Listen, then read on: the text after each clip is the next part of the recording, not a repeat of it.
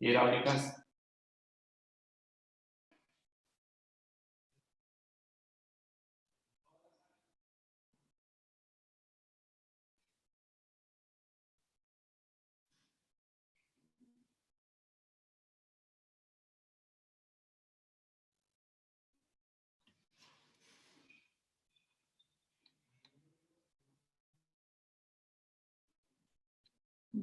Bueno, muy buenos días a todos. Bienvenidos a este viernes de soluciones sostenibles. Mi nombre es Tatiana Carreño, soy especialista técnico senior acá en el Consejo Colombiano de Construcción Sostenible. Los voy a estar acompañando en este espacio. Y el día de hoy tenemos un tema muy interesante que es cómo el comisionamiento nos ayuda a la eficiencia energética en los proyectos. Y además tenemos unos invitados muy especiales. Nos acompaña María Alexandra Cardona, nos acompaña Josh y Jason, los tres del GBCI y del USGBC. Welcome Josh, welcome Jason. Thank you so much for joining us today. And thank you María Alex also. Les recordamos que la sesión va a ser en inglés, no vamos a tener traducción simultánea, entonces agradecemos si al final tienen preguntas para Josh, para Jason, las puedan hacer en inglés y si no, pues intentaremos hacerlas, pues hacer la traducción. No siendo más, le doy la palabra a María Alexandra Cardona. Muchas gracias, Tatiana. Muchas gracias a todos los que se conectaron el día de hoy. Este tema es súper interesante y siempre muy retador para todos entender cómo el comisionamiento y esta palabra comisionamiento, qué significa y cómo aporta dentro de un proyecto en proceso de certificación LEED. Simplemente de mi parte comentarles algo sobre la alianza con el GBCI y el Consejo Colombiano de Construcción Sostenible. Desde ya hace en el año 2015 se inició todo este proceso de la alianza entre el Consejo Colombiano de Construcción Sostenible y el GBCI y el USGBC, y a partir del año 2018 formalizamos la última, digamos como la más reciente parte de esta alianza, y fue tener un funcionario aquí en Colombia con la finalidad de acercarnos al mercado y facilitar y acelerar esa adopción en las buenas prácticas en construcción sostenible para facilitar recursos educativos y proporcionar mayor conocimiento siempre de la mano del Consejo. Y nuestro objetivo es el de mejorar los beneficios ambientales y de salud humana en todo el entorno construido, proporcionando a las comunidades los recursos suficientes para tener edificios y ciudades sostenibles y resilientes. Entonces cuentan con nosotros acá y estoy para servirles. Darles algo de números de lo que está pasando hoy día de LEED en Colombia. Hoy ya tenemos más de 470 proyectos registrados en nuestra plataforma, que suman más de 13.600.000.000 de metros cuadrados de espacios en el país que están en este proceso de certificación, y ya más de 6 millones que se encuentran certificados en un total de 243 proyectos en los diferentes niveles de LEED. Yo los dejo hasta aquí y le voy a dar la palabra a Jason y a Josh. Jason, thank you very much. Josh, thank you very much for accepting our invitation to be part of this webinar. And thank you for sharing all your knowledge and experience about commissioning. So Jason, your word, okay? All right, great. Josh, if you want to bring up the slides and we'll get started.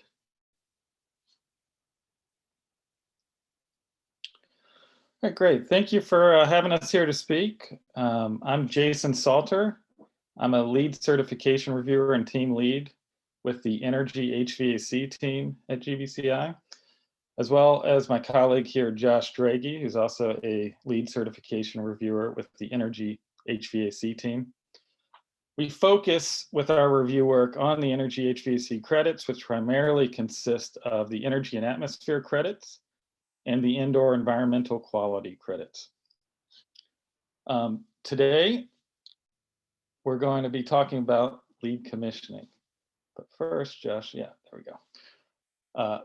Green Business Certification Incorporated, which is more commonly referred to as GBCI, is the premier green building industry leader in performance and practice globally. Through rigorous certification professional credentialing programs, GBCI drives the adoption of green building and sustainable building practices. We have multiple rating systems under our umbrella, as you can see here, that include LEED, EDGE, ParkSmart, and WELL. And with those, we focus on reducing energy usage, water consumption, improving indoor and outdoor environment for people, and reducing greenhouse gas emissions. Our LEED rating system is the most widely used green building rating system in the world. And today we're going to cover one topic within the LEED rating system, which is building commissioning. So today's discussion is, how does commissioning contribute to energy efficiency in a LEED project? Within the discussion, we're going to talk about the intent of commissioning, the requirements of the commissioning process, how commissioning has evolved within the LEED rating system versions, who can be the commissioning authority or commissioning agent, documentation requirements for commissioning, and we're going to end with the benefits of commissioning. So when we talk about LEED and building commissioning, what do we mean? Well, historically, green building certification standards such as LEED have been the primary driver for building commissioning. The LEED rating system recognizes that the commissioning process is critical to ensuring high performance buildings. Early involvement of the commissioning authority brings or helps prevent long-term maintenance issues and wasted energy by verifying the design meets the owner's project requirements and functions as intended. The LEED rating system emphasizes that in an operationally effective and efficient building, the staff understands what systems are installed and how they function. Staff must also have training for optimizing system performance so that efficient design is carried through and expected performance is realized. So let's just quickly sort of define commissioning and understand some of its key components. Commissioning can provide a range of benefits for the building owners and facility managers. Commissioning is a quality control process of verifying and documenting that a building and all of its systems and assemblies are planned, designed, installed, tested, operated, and maintained to meet the owner's project requirements. Commissioning integrates the planning, delivery, verification, and risk management of a building's functions. It is not another layer or step in the design build process, but rather it's a means to produce buildings that do everything they're intended to do throughout the building's life cycle. For LEED certification, third-party commissioning is mandatory. As you probably know, if you've pursued a LEED certification on a project, the prerequisites are all mandatory requirements within LEED. And one of those prerequisites is fundamental commissioning and verification. The intent of our prerequisite is to support the design, construction, and eventual operation of a project that meets the owner's project requirements for energy, water, indoor environmental quality, and durability. In addition to the prerequisite, we have a credit which you can earn up to 6 points for. There are two options within that credit. Option one is enhanced systems commissioning, which actually includes two paths. One is just enhanced commissioning, and one is enhanced and monitoring-based commissioning. And then the second option is envelope commissioning, which is new with LEED version 4 and 4.1. So why is commissioning required in LEED? Today, we're going to focus primarily on new construction commissioning. Commissioning for other LEED versions does exist, such as LEED O&M, which is sometimes commonly referred to as LEED existing buildings. And some of the other rating systems do have a few different requirements and steps, but the overall concept is the same. And the goal in all instances is to provide value to the building owners, occupants, and the community. Josh, next slide. So the historical intent. Over the course of LEED, you can see here that the intent itself has not changed that much. It has always been to verify and ensure that fundamental building elements and systems are designed and installed and calibrated to operate as intended. However, what has changed especially with version 4 and 4.1, is that the scope has expanded a bit to include more than just the energy HVAC related systems. It now includes more of the water and envelope systems.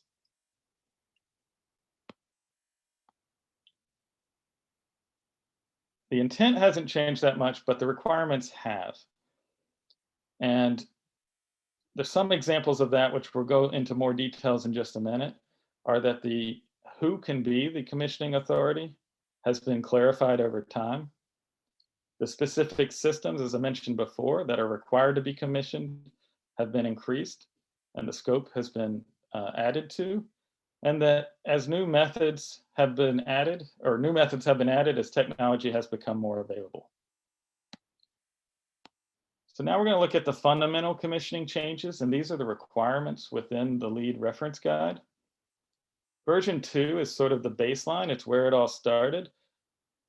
And then as we sort of expand through the versions, you'll see that the scope of who can be included in as the commissioning authority changes. Specifically, you can see here that from version 2 to version 2.2, they added that the commissioning authority cannot be directly responsible for design or construction except for smaller projects, those under 50,000 square feet. If we go to the next slide, we can see here that version 2009 more clearly defined which systems at that point were required to be included in the commissioning process. So outside of just the heating, ventilation, air conditioning, and refrigeration systems, they now defined it as also including lighting and daylighting controls, domestic hot water systems, and renewable energy systems, such as wind and solar. Version 4 and 4.1, oh, go back up, Josh, sorry. Yeah, version 4 and 4.1 also reduced the who can be the commissioning authority again from the 50,000 square foot exception down to 20,000 square foot. So now it's just very small buildings where the commissioning authority can be someone who has direct responsibility for the design and construction. Above 20,000 square feet, the commissioning authority may not be directly responsible for any design or construction.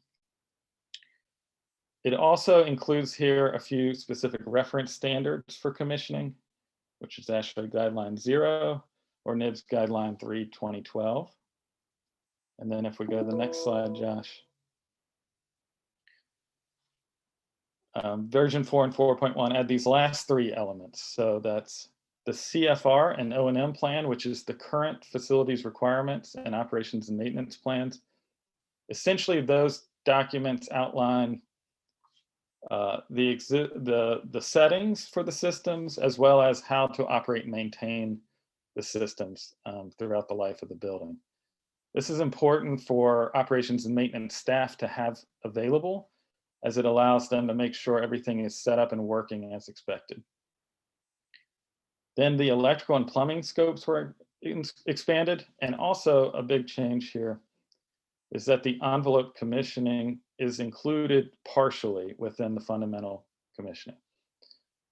Envelope requirements are now expected within the OPR, which is the owner's project requirements and the basis of design. You do not need to do full envelope commissioning for fundamental commissioning, but you do have to include those elements within the OPR and BOD. Finally, my last slide here before we hand it over to Josh is enhanced commissioning changes. This sort of outlines the differences between version 2 all the way to where we are again currently version 4 and 4.1. One of the big changes that has occurred over time is when this commissioning agent or commissioning authority is involved in the process. As you can see, starting in version 2, the commissioning authority only needed to be involved prior to construction document phase. However, as we move across all the way to version 4, you can see that it's now before design development phase. So that's quite a bit earlier in the process. And it's so that the commissioning authority can check to make sure that the OPR and BOD are being carried throughout the design and construction documents. Additionally, again, the scope of who can be the commissioning authority has changed. With version 2.1, it just says that they can't be part of the design review team. In 2009, the commissioning authority can't be part of the design team nor the construction team. And that is the same in version 4 and 4.1. And then in version 4 and 4.1, we introduced some new pathways or options. Option 1, path 1 is enhanced commissioning. That's pretty consistent with what it has been previously in version 2.2 and version 2009. Option 1, path 2 is that same enhanced commissioning, but with the addition of monitoring-based commissioning. Monitoring-based commissioning is sort of a more real-time version of measurement and verification from previous versions. But what it essentially boils down to is that you've included some sensors and meters on your energy use systems so that you can continuously monitor and ensure correct operation and performance of those systems as you move through the year or life of the building. And then finally, option 2, which is all new in version 4 and 4.1, is envelope commissioning. And envelope commissioning is building upon the OPR and BOD requirements within fundamental commissioning and then testing the performance of those envelope enclosures. That can be done in a sampling method, or it can be done on the final construction in the field. And it's basically taking the same process that you would apply to your mechanical or electrical systems and applying that pre-functional checklist as well as the functional performance testing to the building envelope. So with that, Josh, if you want to take over. Thank you, Jason. So Jason talked a lot about how the commissioning and the fundamental commissioning and the enhanced commissioning requirements have changed through the various versions of LEED. So now we want to really talk about, is a third-party commissioning agent required?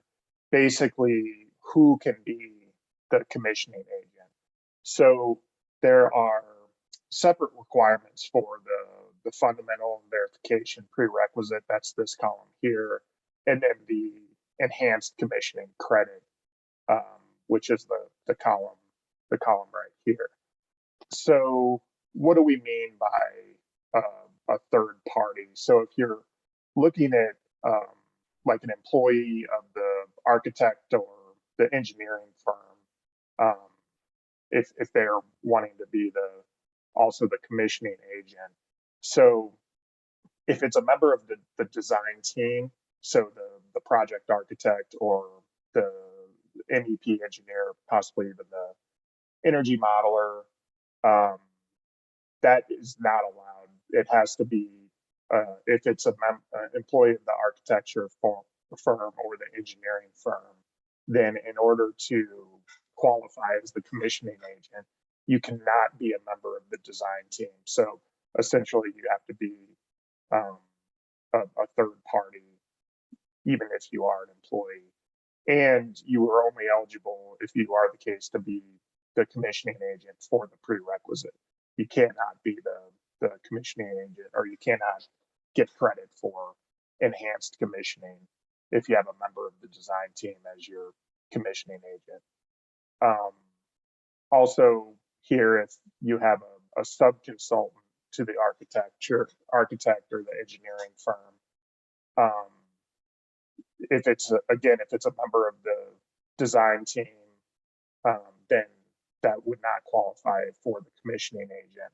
But a sub-consultant to the architect or the engineering firm that isn't a member of the design team, that's allowed to be the commissioning agent for both the prerequisite and the enhanced. Similarly, if it's employee or subcontractor of the general contractor, it's pretty similar. So if it's a member of the construction team, then that wouldn't be allowed. if it was not a member of the construction team, then that would be allowed for the prerequisite only, not the enhanced.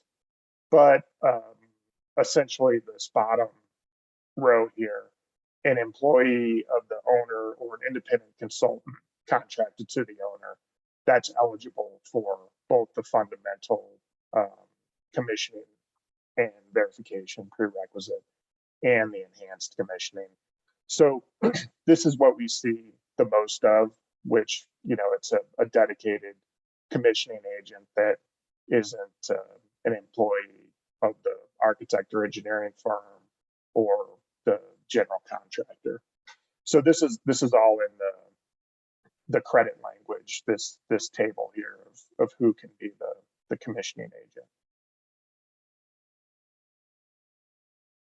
So there's a pretty big difference between the fundamental commissioning prerequisite and the enhanced commissioning. So the requirement for the commissioning agent to be an independent third party incorporated into the LEED enhanced commissioning requirements is so there's really no conflicts of interest, and to ensure that the commissioning agent is an independent advocate to the owner of the project and will objectively verify that the building meets the owner's project requirement and intent. So that's why we're really strict on who can qualify to be the enhanced commissioning agent, because yeah, we really want to make sure that the commissioning agent is doing everything they can and is independently advocating for the owner and the OPR that was developed. So now we're going to talk about what documentation is required. And we have similar slides where it goes through the historical documentation changes. So the version 2, all we really required was the commissioning plan and a signed letter that the plan was executed. Moving on to version 2.2 and version 2009, we started to require more documentation. So we wanted to see the commissioning agent's experience, and basically just to make sure that the commissioning agent has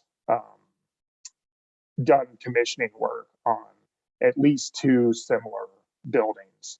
So if you're working on an office, just making sure that the commissioning agent had commissioned 2 previous office buildings before that were, you know, similar size and complexities. We also required that the commissioning agent be on board prior to the construction document phase. Again, the independence of the commissioning agent, which was going back to the who can be the commissioning agent slide. Ensuring that the commissioning agent reports directly to the owner. Requirement that the commissioning agent has reviewed the OPR and the BOD and design prior to mid-construction document phase. And so that requirement was so if the commissioning agent saw anything that was deficient in, you know, the BOD or the design, it's prior to the mid-construction document phase. So there's still time for any changes to be incorporated into the final construction documents. We also require that the commissioning agent review the contractor submittals concurrent with the design team, ensuring that they provide the system manual, and then ensuring that the staff training had been done as well. And so with version 4 and version 4.1, there aren't any additional documentations from version 2009 documentation that's required, but we just added the options that Jason had talked about a couple of slides previously. So what are some common issues that we see in the LEED documentation. So the first one is incomplete commissioning. So all of the systems maybe weren't commissioned, or there weren't functional performance tests done, things of that nature. The second thing is issues with the scope of work. So maybe there weren't systems that were within the scope of work for the design team. So those didn't get commissioned. So the next thing is the incomplete current facility requirement and O&M plan. So these are the documents that are turned over to the building users, and if you have an energy manager that runs all of the building systems within the building. So it's important for the facility requirement document and O&M plan to be complete so they can run the building as optimally as possible. Similarly, incomplete ongoing commissioning plan, we see issues with that, and incomplete functional performance tests. So did a functional performance test of like an air-cooled chiller or an air handling unit, did it step through all of the steps in the sequence of operations? We look at down into those details to make sure that the functional performance tests were done correctly. And then another issue is that one of our requirements within the commissioning plan is for an issue log to be maintained. So it's an identification of all of the issues that the commissioning agent finds throughout the various steps in the process, and if those issues have been resolved or if they're still outstanding. So we look to ensure that the issue log is incorporated into the commissioning plan as well. So really, I think we've talked a lot about how the commissioning prerequisite and enhanced commissioning credit has evolved throughout the various versions of LEED. We've talked about what the requirements are, what we're expected to see as reviewers. I think this section might be one of the most important, though, in my opinion, is what's the owner's role in all of this? So really, we want the owner to be the driver of the commissioning process. So it's really important that the owner is involved and the owner is familiar with the commissioning process. It's also important that the owner hires the right teams, stay involved from the beginning of the end, requires reporting directly to them, and drive optimum building performance. So it's very important for the owners to I didn't want to say any English idioms because I don't know how they would translate to Spanish, but the owner is really steering the ship, if you will. So it's important for them to be involved. So how is this all beneficial? So, what's the point of commissioning, and how is it beneficial for the project? And much like the previous slides, we're going to take a look at this as more of a kind of a historical perspective from LEED.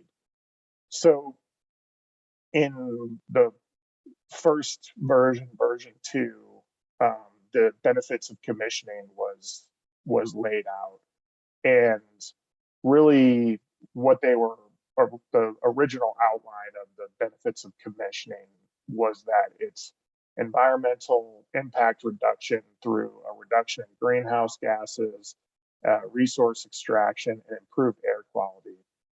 Commissioning is also economically beneficial because of the reduced operational costs, increased efficiency, reduced occupant complaints, and overall greater work productivity. Commissioning also provides health benefits, providing a healthy and comfortable indoor environment for the building occupants. So if we look at what the version 4 benefits of commissioning are, it's very similar to what we had in version 2. And you know, the highlights of the slide is that it leads to fewer change orders with the commissioning agent involved early in the process, because they're really checking out the design and making sure that it is consistent with the OPR and the BOD. So fewer change orders and system deficiencies. It'll lead to fewer corrective actions needing to be implemented while the contractors are on site, improved planning and coordination, and ultimately reduced energy consumption for the building operation, lower operating costs, and potentially the health and comfort of the occupants are improved as well. So this is just a slide that summarizes the benefits of commissioning from the previous slide.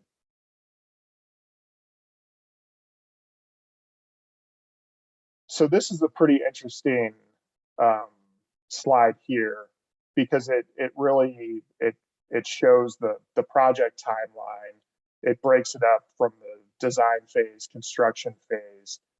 This is post construction. So once the building is completed, then the commissioning agent is in the testing phase, and then they're also involved for enhanced commissioning for a 10-month after occupancy operation occupancy phase. So what are all the steps involved in the commissioning process during this project timeline? So right off the bat, we're going to develop the owner project requirement, which is the OPR, and the basis of design, which is the BOD. And what the BOD is the design team's version of the OPR. So the owner is going to lay out the expectations, goals, and success criteria with measurable benchmarks for the rest of the team. And then the design team will go off and they'll develop a basis of design based off of the owner's project requirements. So once this happens, then the commissioning agent will come in and check both of those documents and then develop a commissioning plan, do the design review about midway through the design, develop the commissioning specifications, and then once the design is complete, the commissioning will have a construction kickoff meeting. So during the construction phase, they'll update the commissioning plan,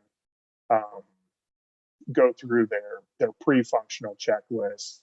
So that could be anything from, just going in and watching systems get installed, and going through a pre-functional checklist of those systems, to the pre-functional inspection. So they'll inspect the installation of the equipment. And then once the construction is pretty well complete and the systems are all in, they'll be ready for the functional testing phase, which again, the functional testing would be going in and for, I think I used an air-cooled chiller, going in and going through all of the steps in the sequence of operation and testing all of the functions of that particular piece of equipment. So then they'll go through all of the functional testing, ensure that the corrective issues and resolution tracking has been done. So again, going back to the issue log, going through the various issues that they found, and identifying who's responsible for fixing it, and just making sure that gets fixed. And then once that's completed, then they'll go through the operation and maintenance staff training. So that's where they're actually training the building operators in how to best and optimally run the building. Once that's complete, they'll turn the building over, and then they'll deliver the systems manual to the building operators, and then go through the monitoring based commissioning process if that option is being pursued. So again, we've talked about the documentation that's required. So what deliverables are required for LEED? So the commissioning agent experience. So we've established it's the person, not the commissioning organization, the actual person that's going to be the commissioning agent, what their experience is, and ensuring that they've worked on at least 2 similar sized and building type buildings before. The commissioning plan, the completed functional performance tests, the CFR requirements in the O&M plan, and the commissioning report, and operators and occupants training plan. And then finally, the ongoing commissioning plan. So I think we covered a lot of information in a pretty short amount of time. So we're available for any questions any of the meeting participants may have. Yeah, thank you, Jason, Josh, and Maria Alex. We do have some questions. I'm going to read them for you. About the commissioning agent, do they need any badge, certificate, or credential?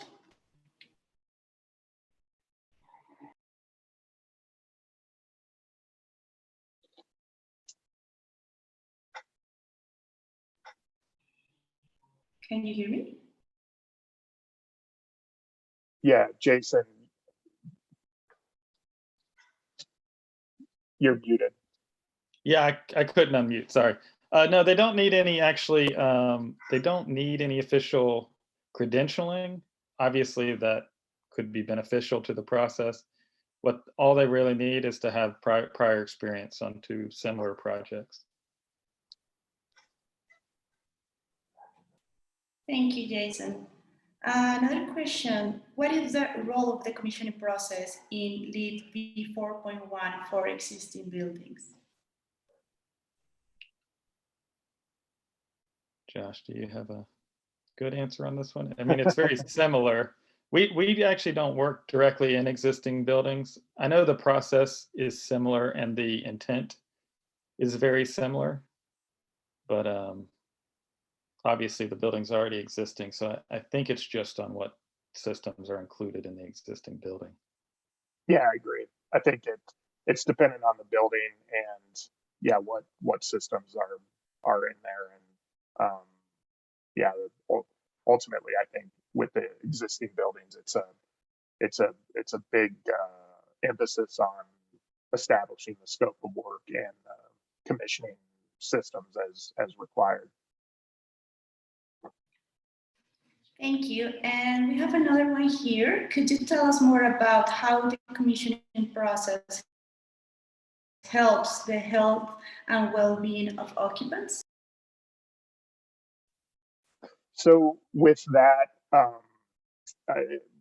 one of the things to keep in mind that there are LEED requirements for indoor air quality. So whether it be the implementation of the MERV 8 or MERV 13 filters for the requirement of one of the EQ prerequisites, or ensuring that the proper amount of outdoor air is being brought into the building for the minimum indoor air quality performance prerequisite. Those are the ways in which any issues that can be found with those prerequisites or credits will ultimately help with the health of the occupants through the improved indoor air quality. Thank you. We have another one, maybe, well, I read it to you. What are the differences between the commissioning process and an energy audit? But similar to existing buildings, so I don't know if you have the answer to that. So I think with the commissioning process, I think would be more of a holistic process, as it's an approach from the start of even the design phase all the way to post construction. So it's a process that, depending on the complexity of the building, could take years, and pretty much, mostly on large commercial buildings. It is a commitment that will take years to complete. And so the commissioning agent is involved in all of the decision making and review, really from the start of the design phase. And whereas an energy audit would just be, a company that comes in however many years down the line once the building's completed, and then just goes through and checks the whatever they're checking. If it's an audit that they're just trying to identify energy conservation measures that could be implemented to help with the overall operation of the building. And I think there is a process in commissioning, which is retro commissioning, where they come in after the fact and essentially do that work and identify any type of deficiencies that may have occurred through the normal wear and tear of the operation of the building and the building systems. Thank you. We have another one here. Can a project have more than one commissioning agent? Oftentimes, it's a commissioning team. So it's a team of commissioning agents where, maybe one commissioning agent is more experienced with the design phase aspects of it, and then there are others that are more experienced in the on-site aspects of testing and whatnot. But ultimately, there is one commissioning agent that maybe it's the project manager on the commissioning team that is responsible for the implementation of all of the various requirements, and done by whomever on the commissioning agent's team.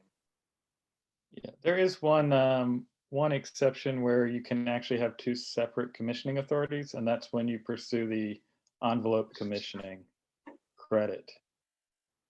So you could have one commissioning authority or commissioning agent for basically everything except the envelope, and then a separate one for the envelope commissioning.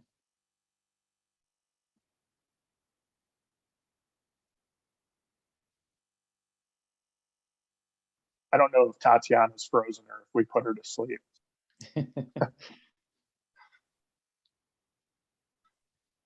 Yeah, I think she had some trouble. So I don't know if from the audience there's another question that you can share with us so Josh and Jason can answer it. Let's give a second to Tatiana. Yeah, she's having trouble. She's getting connected in this moment.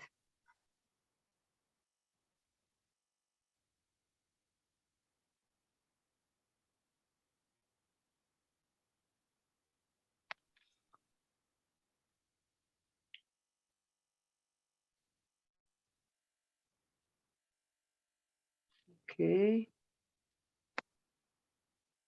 Okay, I don't know if you have any experience of of how or which are the recommendations in hiring a commissioning agent, maybe, that you can guide us?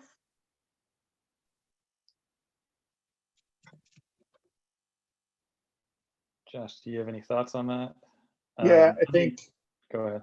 I think that you would definitely want to look at the experience level, because there is commissioning is not an easy thing to do, and it does take a special skill set to successfully be a commissioning agent. I was not. I was a design engineer and an energy modeler, and oftentimes, as a design engineer, you would get a little annoyed with the commissioning agent because they would just come in and tell you all the things that you did wrong. But it's invaluable in the overall design of the building. So you just have to, as a consultant, you have to just have the bigger picture in mind and just understand that you're not being picked on. It's for the betterment of the building. So I think with a commissioning agent, it's really important that commissioning agent be experienced and have a really high level of attention to detail. Okay, thank you, Tatiana, you're back. I am so sorry about that. Something happened, and I had like a second question with the last one I did. So I don't know if well, I read it to you about the question with a lot of commissioning agents, one for each system. How is the documentation process in those cases? So you wouldn't have one commissioning agent for each system. You have to have one person that oversees the entire process. You can sort of divvy up the work to a degree, but still that person that oversees the process needs to be supervising all of those different systems. The one example I gave was envelope commissioning, which is just one option under the credit. If you pursue that one option, you can have someone that's completely different for envelope commissioning. And the thought process there is typically your building commissioning individuals are those that have an engineering background or more of an energy background. But with the envelope commissioning, it makes sense for that person to potentially have an architectural background or something along those lines where they're more familiar with the building envelope enclosures. Thank you. And I have one last question. How can a person learn how to do the commissioning process and become a commissioning agent? Yeah, so typically you'll work with an experienced commissioning agent and gain the requisite experience. That's usually more than 2 projects, just as someone that has done some commissioning in the past, especially if it's a more complex project. And then you would eventually transition into the role of being the commissioning authority. So you will do work under a commissioning authority for a while until you're confident and competent enough to be the commissioning authority yourself. Yes. I have a question. Even though there's no need to have a credential to be a commissioning agent, can you share with us which institutions give that kind of credentialing or trainings? Oh, geez. Sorry for that. No, I think there's a few, but I'm trying to think. There's a BCX, which is building commissioning group. Okay. Yeah, there's a certified commissioning professional, and that's accredited through ANSI. Okay. There's a Thank few you. out there, but like I said, it's not actually required for LEED purposes. It just Okay. gives you a better background on what to do. Yeah, the building commissioning professional certification is through ASHRAE, so that's definitely certainly a valid accreditation especially since it's through ASHRAE. Great. Thank you. Well, thank you so much, all of you. I don't have any other questions, so I guess everything is clear. I don't know if perhaps you want to say something before we say goodbye. Maria Alex?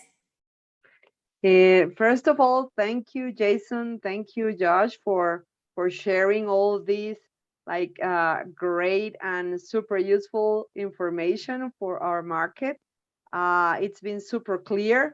Something that it's super technical. It's been super clear even for me that I have no experience in LEED, like in a building site or inside a project. So thank you for that. Y ahora para todos, pues agradecerles el haber participado aquí. Yo creo que hoy se aclaró mucho más esa visión o ese rol y ese proceso de comisionamiento. Y creo que esta herramienta va a quedar de mucha utilidad para todo el mercado en los diferentes medios que se comuniquen. Muchas gracias a todos. Gracias, Tatiana. Thank you, Maria Alex. Perhaps Jason, do you want to say something before we say goodbye? Well, I don't know how to follow that up, but thank you for your time. And if you do have any other questions or any questions pop up, you can reach out to Josh or I, and we'll get you an answer.